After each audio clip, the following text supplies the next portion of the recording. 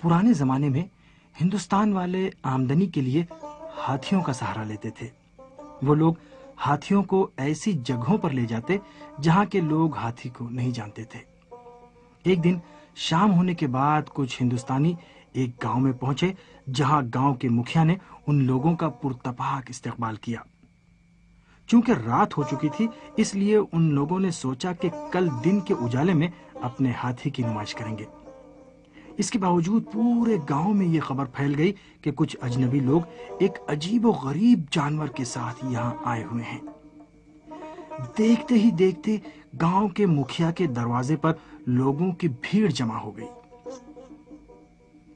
हाथी के मालिकों ने लोगों से कहा कि वो अपने अपने घरों को लौट जाएं, कल सुबह वो हाथी को लोगों को दिखाएंगे। इस वक्त वो अस्तबल में आराम कर रहा है। लेकिन गांव वाले उस अजीब और गरीब जानवर को उसी वक्त देखना चाहते थे और काफी देर तक खड़े रहे। आखिरकार मुखिया के कहने पर हाथी के मालिकों ने एक मुअम्मा तैयार किया। मुअम्मा कुछ यूं था कि हर कोई जाए, रात की तारीकी में जानवर की सही शक्ल सूरत का पता लगाए। गांव वाले एक एक करके अस्तबल में गए। जहां हाथी सो रहा था, सभी ने रात की तारीकी में हाथी को छूकर देखा और हर एक को हाथी के जिस्म का कोई एक ही उज़्व समझ में आ सका।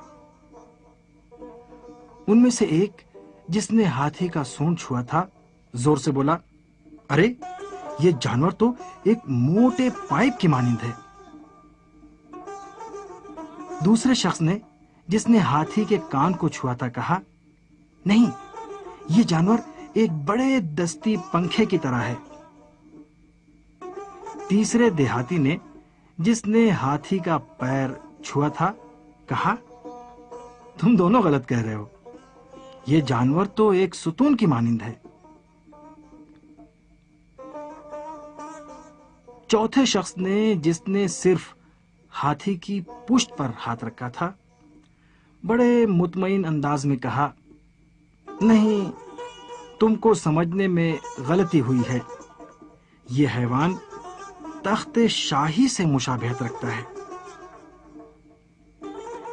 इस तरह हर एक ने अपने अपने अंदाजे से हाथी की मुख्तलिफ चीजों से मिसाल दी, लेकिन कोई भी हाथी की सही शक्ल शमाइल नहीं बता सका।